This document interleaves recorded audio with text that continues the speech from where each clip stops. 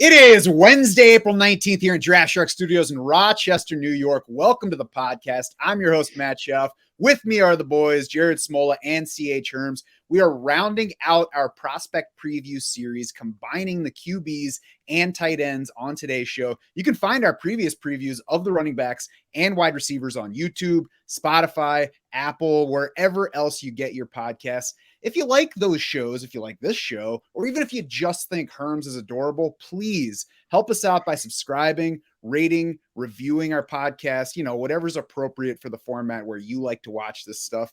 Tell us why you like what we're doing, or, maybe you hate what we're doing and you've decided to come back anyway. So first, sort out that chain of decisions with your therapist, and then come let us know what we could be doing better on these. So help us out, subscribe, rate, review. Now we're going to get to the players that I talked about, and it's quarterback time to begin with. We'll kick it off with a much-discussed cadre of QBs this season. The top three seems pretty straightforward for fantasy. The order, Jared, not so much. We're going to start with number one on our consensus list right now, Bryce Young of Alabama. What is there to like about Bryce Young?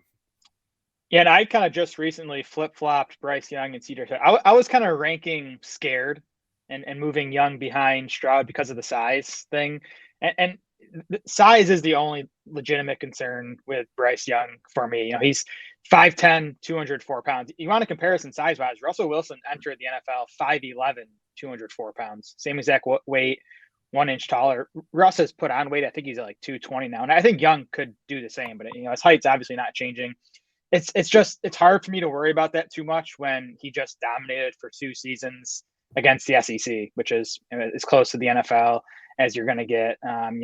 Young sat behind Mac Jones as a freshman, but takes over as Alabama starter as a true sophomore. Nearly 4,900 passing yards, 47 touchdowns that year. Wins the Heisman Trophy as a true sophomore.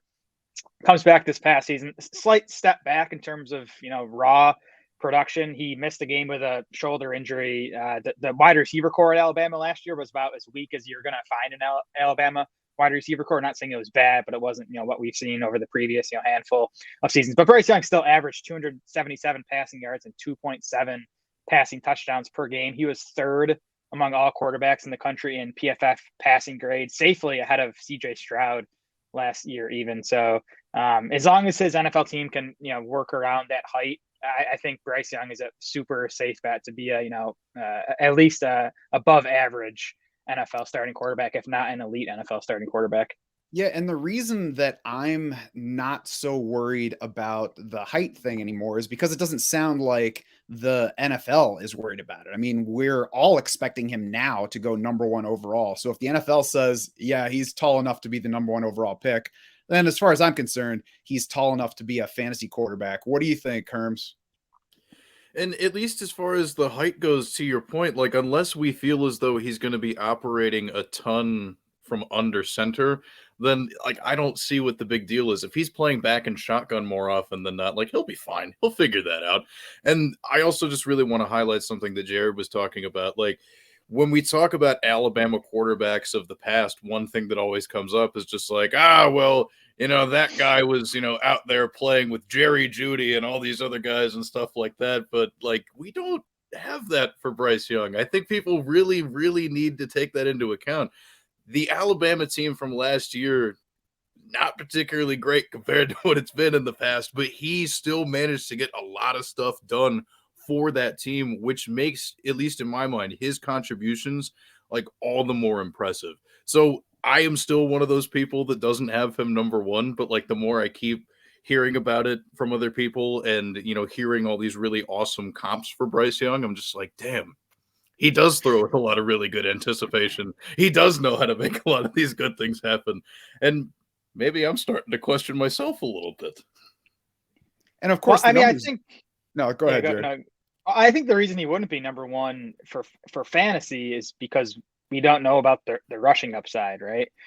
Just 14 rushing yards per game for Young in 2021, 26 rushing yards per game last year. And that, by the way, is taking out the sack yardage that the NCAA deducts from rushing yardage. Pro Football Focus has that the stats without that deducted. So yeah, that's what we want to know. So 26 yards per game is not nothing. I think he's capable. He has the athleticism and the creativity to produce on the ground in the NFL. It's just a matter of if he's going to need to do it or if his NFL team's going to want him to do it. Yeah, that's the one drawback for me. And he doesn't hit the number one spot on my QB list. We'll get to other quarterbacks here. And it's really that rushing. And it's not, can he run? But for me, it's will he run? And, we can't know that yet. We can't know that until he's in the NFL. But I think it at least starts you out with some hesitation. We've looked at Joe Burrow. We looked at Trevor Lawrence last year as guys who ran well in college. We figured would give us some rushing production in the NFL.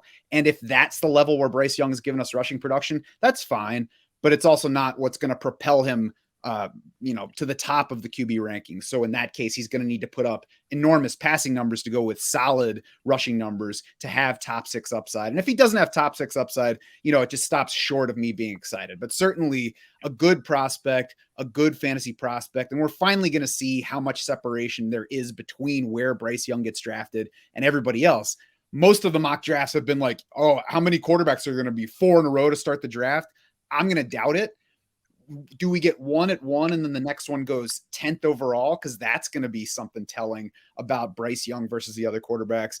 And, rather than speculate here, I think we're close enough that we're finally about to see what the truth is on that. Number 2 on our current list is CJ Stroud of Ohio State. Herms, what's the case for Stroud versus Young? Either, what makes him not as good as Bryce Young for fantasy outlook, or what makes him the clear number 2, whatever you want for the CJ Stroud profile here. Yeah, I think the best thing that CJ Stroud has going for him is just like the floor of his overall output statistically, like that baseline that he's operating from with his size, his ability to make a lot of really good reads. Like, he's the prototypical pro style quarterback. He shows a lot of the core things that you really want to see out of a guy like that. And even with some of the drawbacks that people point out, like his ability to handle pass rush and pressure, like that, there's some evidence of that being a little wonky, but he did pretty well against Georgia in that college football semifinal game, even though they ultimately didn't win that game. But like, I don't know. I look at somebody like Stroud and I just feel like if I were an actual NFL GM and I'm tasked with picking a quarterback in this year's draft, and my only goal is, hey, let's just not lose my job. What's the easiest thing that I could do?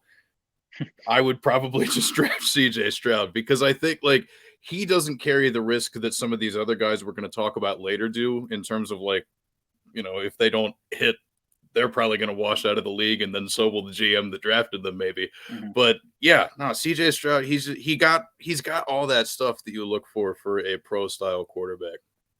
Jared, we talked about what might be lacking on the rushing front for Bryce Young. CJ Stroud didn't do a whole lot of rushing in college. He has said in the kind of pre-draft interviews, I feel like I should have run more, and I think I'll do more in the future. What do you think about Stroud's outlook? Yeah, I mean, the rushing production on paper at Ohio State was not good, right? I mean, 5 rushing yards per game in 2021, 9 rushing yards per game last year. I do think if you watch enough of him, though, you see hints that he can do more. I mean, like Herm said, he has the size. Now, that's not a concern with CJ Stroud. He's 6'3", 214 pounds. And I do think he has above average athleticism. So I think he can do it. I'm even less convinced of that Stroud's going to want to run at the NFL level. And Herm's kind of alludes to this. My knock on Stroud would be that he is kind of robotic. Or like Bryce Young is super creative, the improv stuff is awesome when the play breaks down for Bryce Young. CJ Stroud, he's awesome when the pocket's there and the receiver's open. He's gonna hit that guy. But I think Herm's alluded to Stroud not being as good under pressure. PFF had him 110th in the country last year in passing grade under pressure. Now he wasn't pressured a whole lot because Ohio State's offensive line was strong. Talk about Bryce Young's receivers not being great. CJ Stroud has played with Garrett Wilson, Chris Olave, Jackson Smith-Njigba, Marvin Harrison Jr. Who's the other guy, Herms? Emeka Egbuka. Yeah, who's also going to be a first-round pick next year, I think, right? So, it was easy. It was easy for Stroud at Ohio State. Now, you can't totally hold that against him. Like, he still had to deliver the ball and put up the numbers that he did. But I do think he's going to find life tougher at the NFL level, and we'll have to see if he can adjust to that. Yeah, we don't know how much credit to give Bryce Young for producing without top shelf Alabama receivers. We don't know how much to ding CJ Stroud for his huge production with I mean, the best set of receivers you could ever hope for in college. 85 touchdown passes for Stroud over the past 2 years. So you don't want to ding him too much, but maybe you keep that in mind when you're evaluating him. Neither one is a lock to run in the NFL. Both are good enough athletically where they should run more than they did in college, if for no other reason than they're not going to be at dominant programs like they were in college. They're going to get pressured more. They're going to have to scramble more often. So we should get more rushing yards. But if rushing yards are the thing you're looking for, then you should look at Anthony Richardson, who is number 3 on this list, number 1 on my personal QB list. And it's because he has 1,055 rushing yards over the past 2 years. Only one of those, by the way, he spent as a starter, and that includes sack yardage removed. 654 rushing yards last year in that lone starting season, 401 rushing yards the year before, without even being the starting quarterback. He showed at the combine why this happened. He's a dynamic athlete. Dynamic's not a strong enough word. He's an athlete that we haven't really seen at quarterback before. He's the kind of athlete that in previous years, a program would have been like, well, we're not wasting that at quarterback. We're going to move you out somewhere where you can use that speed. He stayed at quarterback at Florida, didn't play there a ton. Like I said, 1 season of starting. Definitely needs some development as a passer, but does already throw a wonderful deep ball. So it's not like he's a good runner who we hope can throw at some point. He has the deep arm and the running, which are basically the 2 high ceiling components of a fantasy quarterback. The project aspect of Anthony Richardson is obviously, a little bit worrisome, and I'll be curious to see how late he goes in the draft, but I don't care if he busts. I would much rather chase a guy who could become Cam Newton in the NFL than settle for a guy who's probably going to be closer to, in terms of fantasy production, like Derek Carr level, where you have the upside to finish QB 12, maybe your QB 11 or 10, more often your QB 13, 14, 15. Well, not to go too back to Young and Stroud, but I do think Derek Carr is selling their upside short. I think more like, Trevor Lawrence is kind of the upside where, they can be top 5, 6, 7, that kind of range. Not quarterback 1, but they can be, strong quarterback 1s. With Anthony Richardson, so tough. It's like a probability equation to me, right? It's like, what's this guy's ceiling? What's his floor? But then, what's the probability he hits that ceiling? What's the probability he hits that floor? And you have to weigh all that stuff. I mean, I have no doubt that Richardson will be a strong fantasy asset when he's under center because of that rushing ability. I mean, he's the most athletic quarterback we've ever seen according to relative athletic score. He earned a perfect 10.0 score in RAS. He's the most athletic quarterback we've ever seen. We know the rushing upside is massive, but he's a major question mark as a passer. 53.8% completion rate last year. I know people are going to say it wasn't easy for him at Florida, right? You didn't have a great supporting cast. The receivers weren't very good. I do like to look at adjusted completion rate for that type of stuff, though, which does, get rid of things like throwaways and spikes and drops. Richardson in adjusted completion rate, 64.1%. That was 113th among 121 qualifiers. He was 65th among those 121 in PFF passing grade. So there's no doubt he needs a lot of work as a passer. And if he doesn't improve as a passer, I don't think it's going to be good enough to hang on to a starting job at the NFL level. So, that's the downside risk with these guys. What I like, he has just 1 season of starting experience at Florida, and he doesn't turn 21 until May. So he's a super young prospect. That suggests that he has more room to grow as a passer. Yeah, and I agree that Derek Carr is underselling the upside. I wouldn't comp Bryce Young's fantasy upside to him. I think CJ Stroud's probably a fairer fantasy comp, but again, we're waiting to see what those guys offer on the rushing front. Herms, where's Anthony Richardson on your QB list? I think I have him number 3, but he is number 1 in my heart because I'll tell you, I give him so much credit for the mess that Florida has been for the last several seasons or so, and the fact that the stats that we pull up and look at for Anthony Richardson, as we mentioned, come in 1 year as being the starter. In a world where he had gotten opportunity a little bit sooner and actually had a little bit more experience under his belt, we probably could have seen him grow a little bit more. But the beauty of this and also the difficulty of this is that when it comes to these prospects, we have to project from where they are now forward.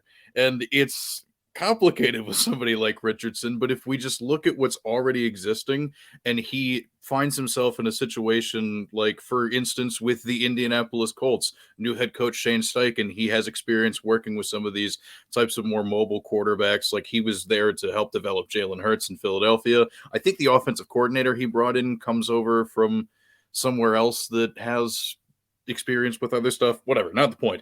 But like, if he gets into a place that can take that ball of clay and mold Richardson into something that can really pop, like, the upside is you're taking like a top 3 fantasy quarterback for however many years in a row now. So like, when people are looking at Richardson on the board in their rookie drafts, they really have to keep in mind, like, you're the GM of a fantasy football team. If this pick doesn't hit, you're not losing your job. You're not getting kicked out of your league, probably. You can take a bigger chance on somebody like this because of the fact that he is this Herculean athlete, because he can run so much, because he can do all of that crazy stuff with his big arm. So like, when you're on the clock in your rookie drafts, especially in super flex leagues, like, don't be nervous about a lot of the stuff that you're thinking about, because like, this is fantasy football, baby. Take Anthony Richardson. Now, in a 1 QB format where I only need one starter, I'd be even more willing to go grab Anthony Richardson, because if I swing and miss on him, whatever, I probably either still have a starting quarterback or can find one without wasting too much. I think in a super flex format, I might be a little bit more willing to lean toward the safer Bryce Young, because I do need to start 2 guys every single week. So once I get into a super flex draft, depending on what I have on my roster, maybe Bryce Young pushes ahead of him, maybe Stroud as well. We'll see exactly where these guys land, because I think where Anthony Richardson goes in round 1 is going to tell us a lot about how much that team believes in his, not only eventual NFL outlook, but immediate. Because if you're drafting high in the draft, you're with a team that's probably not in great shape. So you guys need to have some success pretty quickly. So, again, 1 QB format, I want to take the swing. I'd rather swing and miss than, just bunt for a single. Jared, any closing thoughts on Anthony Richardson? No, well, I think you're exactly right about the difference between one quarterback and super flex. And even like, in one quarterback leagues, you're taking Anthony Richardson over Josh Downs or Devin A-Chain, like, I'm not super worried about missing out on those guys, but in Superflex, you're taking them over a Bryce Young or over even, like a Jackson Smith and Jigba, truly, one of these elite prospects in other positions. So that's a great point. I think we should probably be valuing Young even at the quarterback position differently, depending on your fantasy league. And good secondary point as well, with how you're picking him over those other, higher level prospects at other positions. Now, you can tell the staff does not agree on the order of these 3 quarterbacks. You can check our updated Superflex rankings for free on draftsharks.com right now. You can also find 3 different rookie mock drafts for different formats on draftsharks.com to see where we would take these guys, where different evaluators among us value different players. There's explanations for every pick. So check them out. We've got 1 QB, we've got super flex, then we've got a combination of super flex and tight end premium, all free for you to view on draftsharks.com right now. Before we get out of the quarterbacks, Herms, there's further disagreement outside of the top 3. What is the case for Hendon Hooker being at number 4 at this position? Well, part of it is me trolling Will Levis a little bit. I'm not going to lie, like, in the interest of transparency. But Hooker, he's fun. I think in a world where he hadn't have torn his ACL later in the college season, we would feel more confidently talking about him as a first-round quarterback. And that college system that, his head coach Josh Heupel put out there, I mean, like, it's not like he's making very difficult reads. I think that's a pretty, fair argument against Hendon Hooker. It's, one of those offenses where they just stand on the sidelines with like pictures of cartoon ducks, and then it's just like, yeah, all right, cool. That means I get to throw to the left this time. Thanks. And then, but like, Hooker can just like stand there and very confidently just gently drop in a nice long bomb. And that's not the easiest thing to teach somebody to do. Like, I think he really does have a lot going for him. And there were also times where he could run around a little bit. He's a, pretty athletic guy himself. So you're going to have to be patient, because I don't think he's going to do anything for you the first year in the league. His first year in the NFL is going to be a redshirt year, basically, because he has to continue to rehab. He has to do all that. But because of where he'll end up getting drafted as a result of all of this, I feel like he'll end up in a situation on a better team, picking later in the first round if he sneaks in there, or one of those teams in the second round that can just be like, look, maybe we have an older guy on the roster now. Sit down, work on your knee, work on the playbook. And then, like having that level of time for him, I think is just a really beautiful thing, even though he is a little bit older and maybe doesn't have too much time to waste. But, I don't know. That's where I'm at with Hendon Hooker. Yeah, my case for Hendon Hooker, he's had more than 100 rushing attempts and more than 350 rushing yards each of the past 4 years. That spans time at 2 different schools, Virginia Tech, then Tennessee. Also throws the deep ball well, as Herms was talking about. He's like an older version of what to like about Anthony Richardson. Certainly not the same ceiling on either account, but also a little bit more refined already as a quarterback. So I think there's a better chance that Hendon Hooker is a decent quarterback going forward, probably, a higher floor than Anthony Richardson in real NFL terms, certainly nowhere near the ceiling. Jared, what is the case against Hendon Hooker? Why do you think it's a mistake to have him ahead of Will Levis in rookie rankings right now? Yeah, Hooker, for me, it's a combination of things. Like, it's not just the ACL. I think we're at a point now where, a quarterback's going to recover from an ACL. He's going to be fine. It's not just the fact that he played in this, funky college-style offense that he's going to need to make a big transition to the NFL. It's a combination of both those things and the fact that, as you guys have been saying, he's already 25 years old. So if we're saying that this coming season is a redshirt, and I think it's going to be, I think he's not going to be healthy, early on, for mini camps and probably even training camp. He's probably not going to make many, if any, starts this season. Then we're talking about a 26-year-old, essentially rookie quarterback, and it's just how much room for growth is there still. So those are my issues with Hooker. I'm curious to see where he goes. I mean, it's my assumption at this point that he is going to be like a late first or early second round pick. Whereas I think Will Levis, who I do have ranked ahead of Hooker at this point, I think he's going to go inside the top 11. Probably a top 7 pick, and it seems like he still has a chance to be a top 5 pick. So that's just a big difference in draft capital if it ends up going that way. I can't wait to see where these guys go, because this time last year we're like, well, how many quarterbacks are in round 1? 4 of them. Does Desmond Ridder, where does he go? Does he get to 20? Is Sam Howell coming into the end of the first round? And then we saw one guy in round 1, everybody else in round 3, Sam Howell in round 5. So I don't know. I'm curious to see if Will Levis is actually a top 11 pick this year, or if he's in round 2. And I think based on what we saw last year, it shouldn't shock us either way. Desmond Ridder, you can find red flags. You can find reasons not to like a quarterback. He was a pretty good quarterback prospect last year in terms of athleticism, what he put on tape, having experience as a starter. And he went to round 3 with plenty of quarterback needy teams around. So that's the piece we don't have yet. It's a piece we're getting soon. I'm very curious to see where both of these guys go. You can find full profiles from a fantasy standpoint on Hendon Hooker and Will Levis on DraftSharks.com. Our boy Kevin did both of those, so check those out. They got highlights, got stats, got all that. Before we get out of quarterback, Jared, I already know that Herms and I share the same remaining sleeper at the position. You got anybody else that you're anxious to see where he lands, considering late in a super flex draft? There's no one I'm anxious to see where they land, and there's no one else I'm excited about. Since you asked, though, I'm going to throw out Max Duggan, who I do have as my quarterback 6. Now, this is a guy I highly doubt you're going to be drafting him in any one quarterback dynasty leagues, even if your rookie draft goes 5 rounds. Maybe he's someone you look at in round 4 or 5 of a super flex game. We'll see where all these other quarterbacks land as far as draft capital goes and landing spot.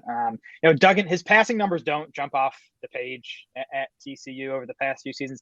I will say, though, he did have a 78% adjusted completion rate last year that actually beat Bryce Young, CJ Stroud, Anthony Richardson, and Will Levis, and Hendon Hooker. Beat all 5 of those guys. It was 12th best in the nation. He was 30th best in the nation in PFF passing grade. And then what makes Duggan a bit more interesting for fantasy, I do think he has some rushing upside. 43 rushing yards per game last year. He ran a 4.52 40 at the combine. So I mean, I think he's a career backup. He is the type of guy where if he gets in there, maybe he can give you, some games with 20, 30 rushing yards and be someone, at least in super flex leagues, that you can toss in the starting lineup. Tim Tebow with less Jesus. Herms, who do you have in the sleeper quarterback category here among the rookies? Oh man, dude, Dorian Thompson-Robinson from UCLA, man, dude, he is so much fun.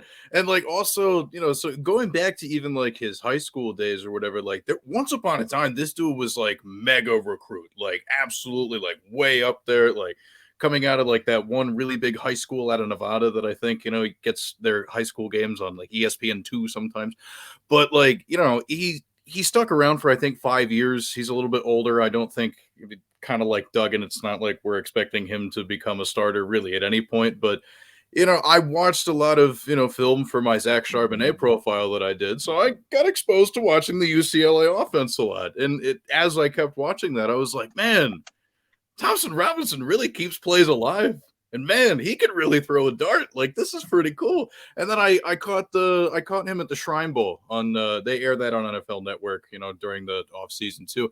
And he played really well in that game too. So I was just like, man, like, you know what? Let's just go ahead, target him maybe in like my, 4th, 5th rounds of these super flex drafts. Tuck him away on the taxi squad. See what happens. He's a lot of fun. I am very curious to see where he lands, to see if he goes to a team with maybe a shakier starter, but I don't want to even overrate that because Jalen Hurts, I was disappointed he went to Philadelphia and it didn't take that long for him to become a starter. And the case for Dorian Thompson-Robinson is similar, certainly not the same as Jalen Hurts, who was underrated by the entire NFL in the draft, should have gone earlier and has proved it since taking over. But similarly, Dorian Thompson-Robinson, strong running quarterback, over 600 yards on the ground each of the past 2 years, 21 rushing TDs over that span. Then he backed that up with a 4.56 40 at the combine, 95th percentile among QBs. He was also a 4-year starter at UCLA. So that's something we haven't really talked about a whole lot in this show.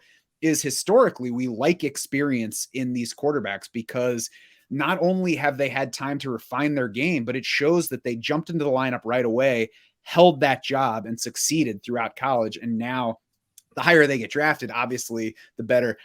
I don't think that he's going super high. If he does make it into day 2, that would be nice. But I think Dorian Thompson-Robinson is an intriguing later pick, especially in Superflex rookie drafts.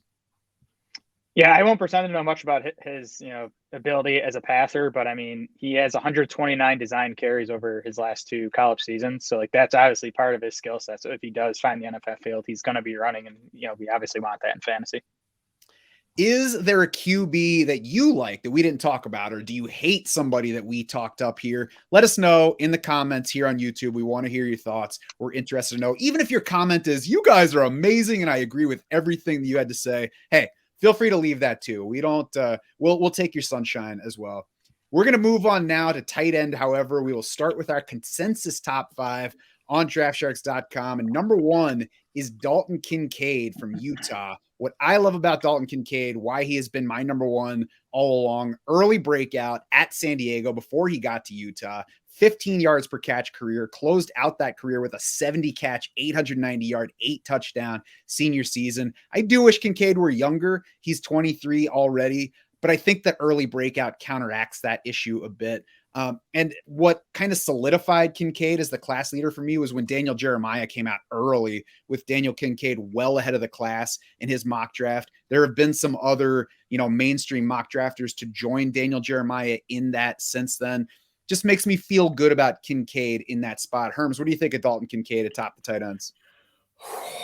Man, I love Dalton Kincaid. I am like super, super enthusiastic about this player.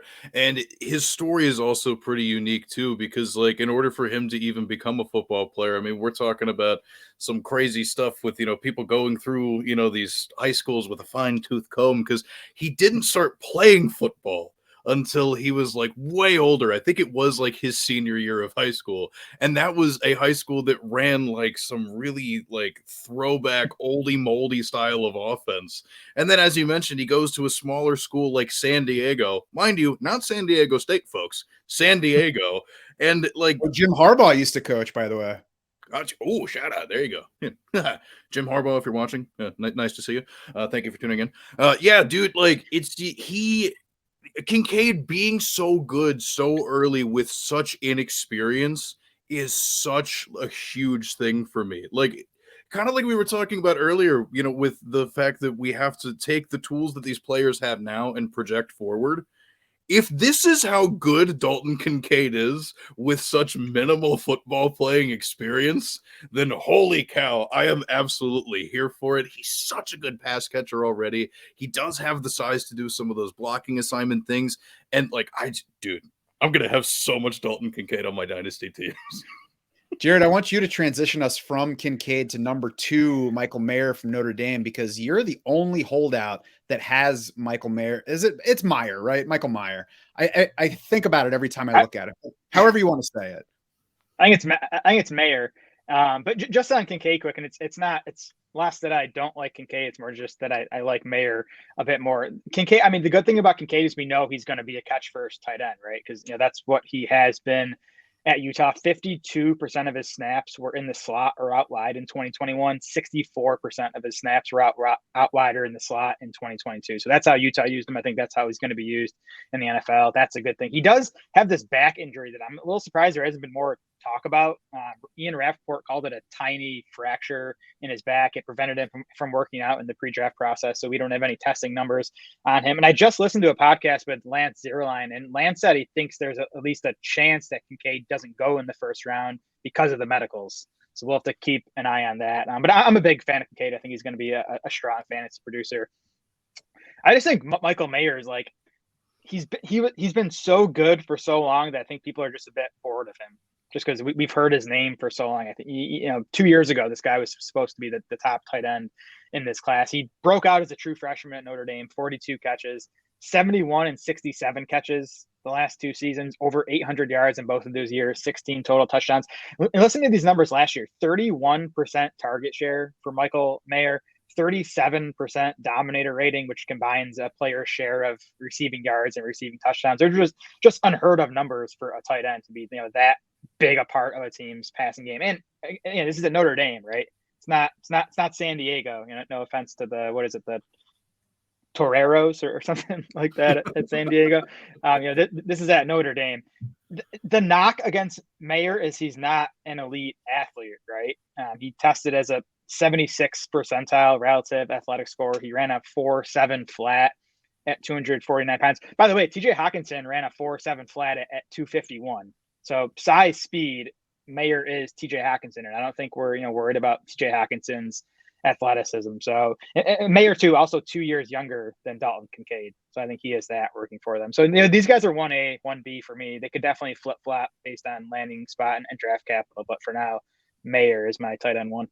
To be fair, overall, I don't think TJ Hawkinson has really delivered what we were hoping for from him in the NFL, and maybe that's kind of the case against Mayer here. And I say case against him, it's relative. We're talking about 1 versus 2. So if you're taking away that any of us hates either of these guys, that's the wrong message. It's just a matter of figuring out who's number 1, who's number 2.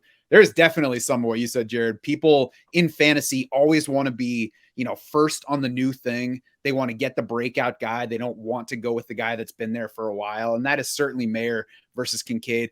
The reason I prefer Kincaid is I think there's more downfield ability. I think there's more run after catch ability than Mayer. I think most tight end classes, Mayer is the easy number 1, but in this, incredible class of athleticism at the position, he falls just slightly short of Kincaid among the tight ends for me.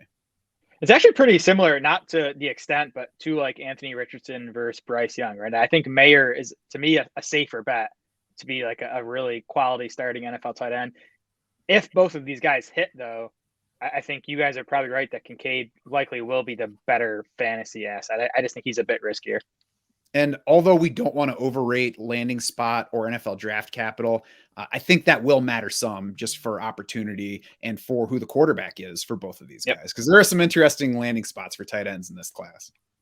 For sure. Number 3 on our list, Luke Musgrave of Oregon State.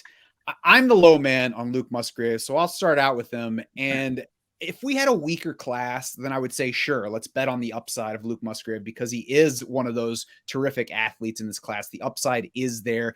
And we've got a little bit more history at tight end where we don't have to worry so much about the college production if the athleticism and upside are there. However, in this class, which is tremendous, which has lots of athletes and guys who did produce in college, I have trouble betting on this player that dealt with multiple injuries, had 2 total touchdowns in college, had no season of more than 22 receptions. So, Herms, it's not that I don't see the upside to Musgrave.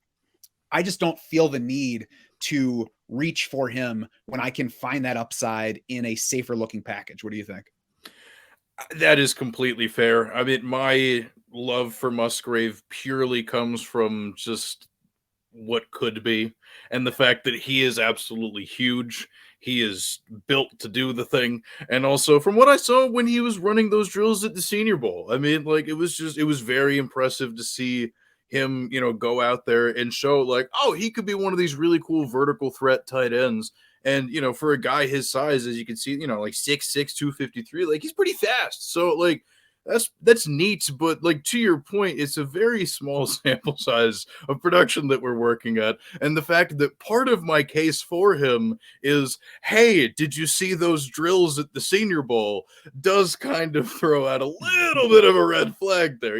Like that, like you said, the 2 touchdowns, there wasn't a lot of film to watch on him either, because I mean, between the injuries and then also that season that was shortened by COVID, he didn't really play a lot in 2020 either because of that as well. Like, he's a bit of an enigma, but he's fun, and fun is good, but there are definitely some safer guys.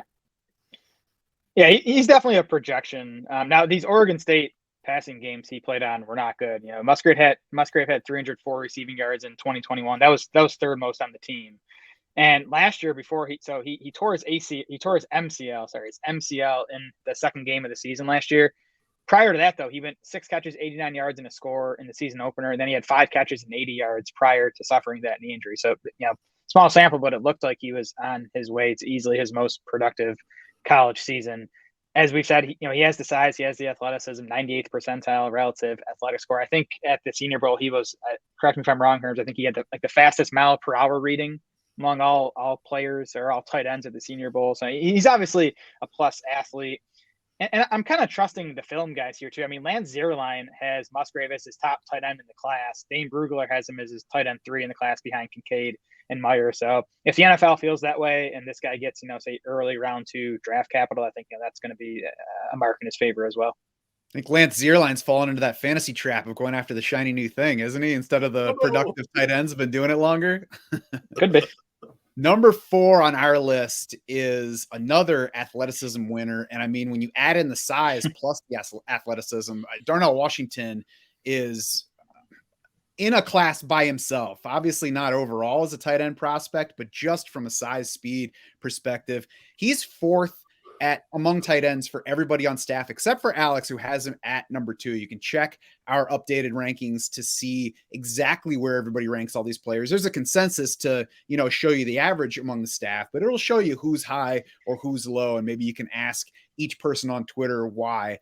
My issue with Darnell Washington, and I've changed my thinking on him as we've gone. My issue was similar to Musgrave. It was the lacking college production. It's not an injury question here with Washington. The question is, I guess the primary issue has been playing with Brock Bowers, and you'll hear that pointed out. You'll see that pointed out if you talk about the lack of production for Darnell Washington in college. Brock Bowers, of course, another tight end on that Georgia team. Looks like he's going to be a top NFL prospect at the position. And Jared, I think that's legitimate to bring up something like that in knocking somebody's opportunity. The counter in general, and I'm not even saying specific to this situation, but in general, if a guy's issue is there was somebody his position better than him on his college team, what are the chances he gets to the NFL and doesn't find people who are better than him? So that's a potential issue. As we've gone through, though, I'm leaning more toward betting on the size speed with Washington, those 17.2 yards per catch, than I am about worrying about the production.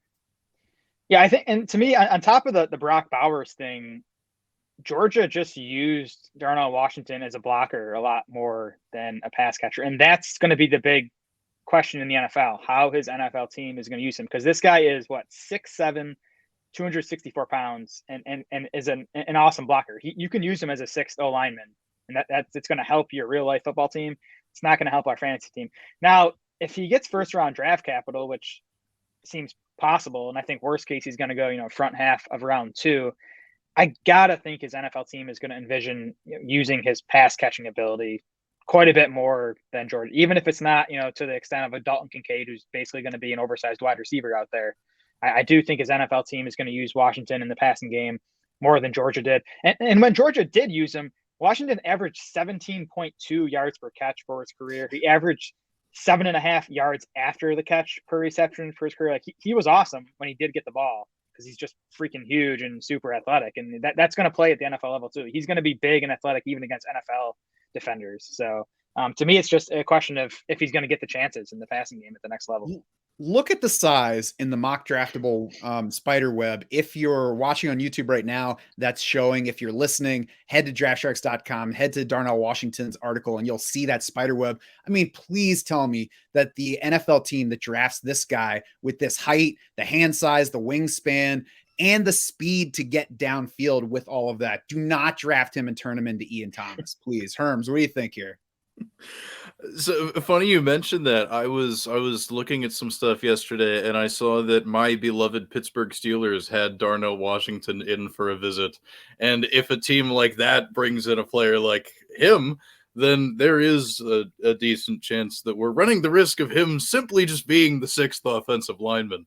When I saw that news, I was personally very excited because I was like, oh, cool. He'll be the blocking guy so Pat Freiermuth can focus on just doing the receiving stuff. Like, that's one example of this, but it speaks to the larger points about, like, the team that drafts him. Like, we're going to have to really look at the offensive scheme that they run. We're going to have to look at what sort of precedent there is for getting tight ends the ball and see if that's going to be a natural fit. Now, I know that people will say, like, well, even if a team never did that before, you don't use a first-round pick on a tight end to not do stuff with them, which is possible, and that is a fair retort. People always say, the targets are earned and whatnot. So, like, maybe there's not a ton to react to as far as that goes, but, like, regardless of what occurs, the man is built like a refrigerator, and he is so much fun. And at the NFL Combine, like, I'm not going to pretend that I know what I'm watching for in the tight end drills at the NFL Combine necessarily, but the thing that I will always remember is that thing where they all, get down and then they, do the thing with that blocking dummy, the tackling dummy or whatever, and they, push it out, do the thing. Darnell Washington was the only dude that just, like, he looked like he was barely trying and just moved that thing like 20 yards. He's like, yep, there we go, just going to push that real quick. Yep. And he just, like, made it look like it was the easiest thing in the world. So, like, that dude, absolute tank, big fan. Yeah, if he goes in round one, he's probably going to be third on my tight end list. We'll see where he lands. I certainly hope it's not Pittsburgh because they still need a quarterback. But he's inside the top 5 for everybody at this point. We'll move to number 5 now. And I am the high man on staff on Sam LaPorta from Iowa. No higher than 5th for anybody else. I've got him at number 3 right now. Sam LaPorta trailed only Michael Mayer among this group in target share last season, 27.2% target share for Iowa, 3rd in PFF receiving grade, tested great speed-wise, athleticism-wise. He's small for the position, which is an issue. And if he goes in round 3, it's going to change where I have him ranked. If he goes early in round 2, it's going to reinforce where I have him ranked. I think that we're at a point in the NFL's evolution where there are offenses out there that can figure out the size issue and take advantage of the speed and the proven pass catching ability. But there are also teams that don't know how to do that. So again, I'm waiting to see what the draft capital is, but right now I'm excited about Sam LaPorta. Jared, what do you think of him? Yeah, he's my tight end 5, but like in other tight end classes, he could be tight end 1. Like I definitely don't not like the guy. He's a 90th percentile athlete. He played 30+% of his snaps in the slot in all 4 of his seasons at Iowa. So, he maybe not Kincaid level, but like I think the team that drafts LaPorta is going to be doing it to take advantage of his pass catching ability and not, using him as a blocker. Now we will have to see about the draft cap, but like Zero Line has LaPorta as his 9th tight end in the class. If he gets drafted as, tight end 9, then it's going to be time to maybe bump him down the rankings. But there is a lot to like about him. He led Iowa in catches each of the last 3 seasons as a tight end. And now Iowa's kind of tight end U, right? They tend to use that position. But like LaPorta kind of seems next in line for these Iowa tight ends that, could definitely make a pretty significant impact in the NFL. Herms, where are you at on Sam LaPorta? I'm not as familiar with him as I am with some of these other players, to be honest. But, I mean, like Jared said, look, if you play tight end at Iowa, something has gone right for you. They do have a knack for finding these guys to play that position. So, I can't argue with that alone. And if you get onto the field, that says something. And if you're a key part of the offense, and, like the numbers we alluded to, 30% reception share last year, 31.9% of the receiving yards. So he was doing Michael Mayer stuff at Iowa. So you can't not like that, to use double negative like Jared in describing Sam LaPorta. We'll see where he goes. We'll see if I have to get rid of some of my excitement. Before we get to the rest of the position, if you want to see how these top 5 tight ends are valued in your specific dynasty league, you can hit draftsharks.com right now. You can create a Draft Sharks war room that is synced to your dynasty league, whether you're at rookie draft stage, whether you're in a startup phase. If you're in a league that's just getting going, it's ready to handle either one. You get specific customized DMVP values for every single player on the draft board in that league, and the only dynasty projections in the industry that give you 1 year, 3 year, 5 year, 10-year outlooks for dynasty players. So check it out now. Get set for your draft before it's time to pick that team. Guys, we talked about the top 5. Now it's time to get to some favorites outside the top 5. And I use the word favorite. You don't have to profess love for this guy, but it's at least somebody worth mentioning before we get to rookie draft time. Herms, who is your not top 5 tight end that you think is worth sharing? I can confirm 100% that Tucker Kraft has that dog in him, because earlier in the offseason, I sent out a tweet talking about it, like, wow, this tight end class is super exciting. And I listed off a few names. And somebody replied and said, oh, well, what about Tucker Kraft? And then I responded with that meme of, the x-ray of the chest, with the little dog heads and stuff. And it was like, oh, yep, x-rays came back. Kraft got that dog in him. And Tucker Kraft himself liked the tweet. So it's confirmed. It's there. We know. We have the answer. Is it a dumb reason to be, super excited about him? Kind of, but also, he's a really good player. Coming from those small schools, it's a little bit more difficult. But I think on top of my anecdotal story and what you'll find based on he's fun. He's fun. Go Tucker Kraft. I'm rooting for you. Jared, Tucker Kraft swallows dog heads. He came from the school that Dallas Goedert came from, so that automatically puts him in a favorable category with us. You like him?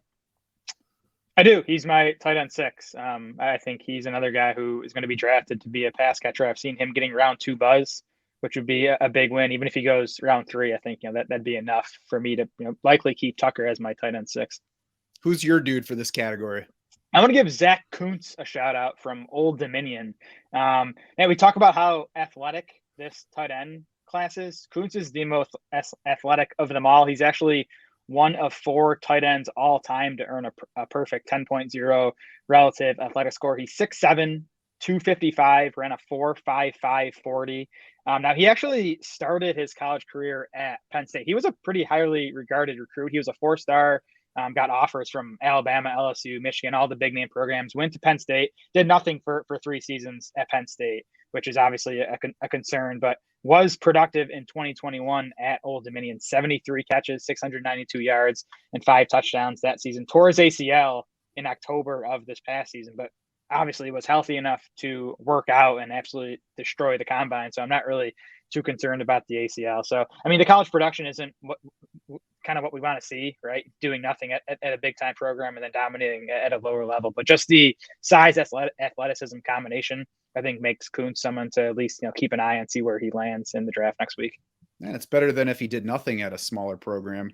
Plus, the bonus is he's the only tight end that comes with a not safe for work designation on his last name. The last tight end I'm going to mention, and I'm going to make sure to highlight that he's not a favorite of mine, but I think a player worth being aware of as we get into rookie draft time. Josh Whyle from Cincinnati, 6'6", 248 pounds, probably needs to add a little bit of weight there for the NFL, but 72nd percentile speed in the 40, 81st percentile speed score. He's faster than Clemson's Davis Allen, who is rated in the same range by, DraftNix, and the same size as Josh Whyle, 90th percentile relative athletic score for Whyle. So He's tall, he's athletic, he can catch passes. From what I've read, he's a solid blocker. Can't say that I'm a blocking film grinder among tight ends, so I can neither confirm nor deny his blocking ability. But if you see Josh Whyle go in the third round of the NFL draft, I think he's a name worth keeping in mind. The final question for these tight ends is not about a specific name, Jared, but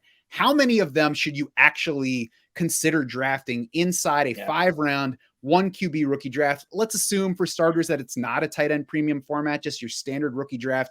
How many of these tight ends are you actually considering drafting? Yeah, I mean, we probably should have led with this, but I think the tight end class is stronger than quarterback, running back, or wide receiver this year.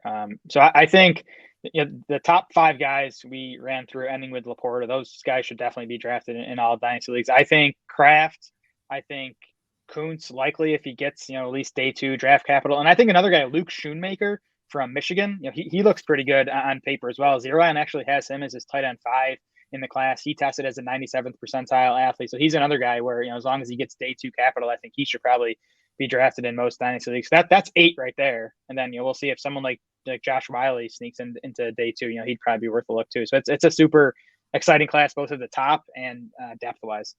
Herms, I'm probably not going past the top 6 at this position. I agree with Jared that it's a terrific class. My issue is at tight end, you generally have to be patient even with the good ones. So now you have to be patient to find out if this guy that you're taking late is even any good. That's something that most of us don't have as fantasy players. So I'm a little bit wary of sticking that guy on my roster. Obviously, the deeper the roster, the easier it is.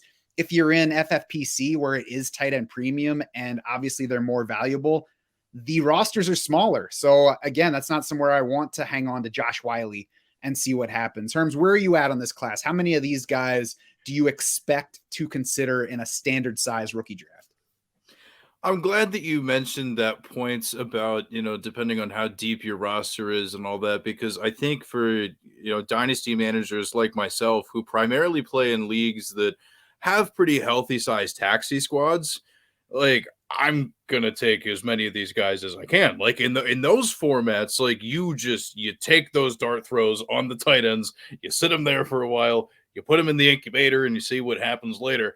But like in a world where that you don't have that type of roster flexibility, then I'm probably cutting it off probably somewhere around like Zach Kuntz or something, just because I mean, like, and even going that low, like I'm really just banking on like the pedigree of athlete that he is at that point. But even so, that's still what, like 6-7 names that we're talking about, drafted rookie tight ends in a rookie draft. Like that's pretty good.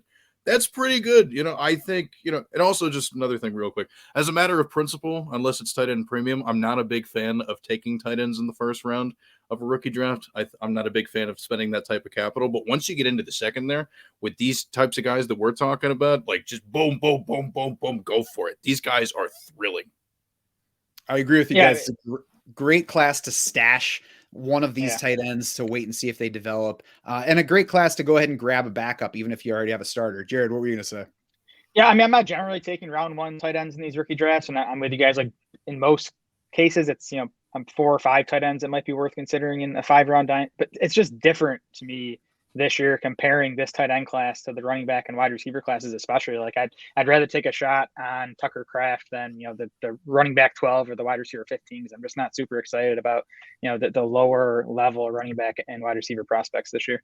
And even before we get to that lower level, you're talking about round 1 of these drafts, Herms. Like I'm willing to take Dalton Kincaid in that range because I think wide receiver and running back flatten out in a hurry after we get past the top prospects. So, we'll see if Kincaid actually does have teams worried with his back, or if he does land in the middle of round 1, because if he goes in that range, I'm certainly willing to give him a look late in round 1 of rookie drafts.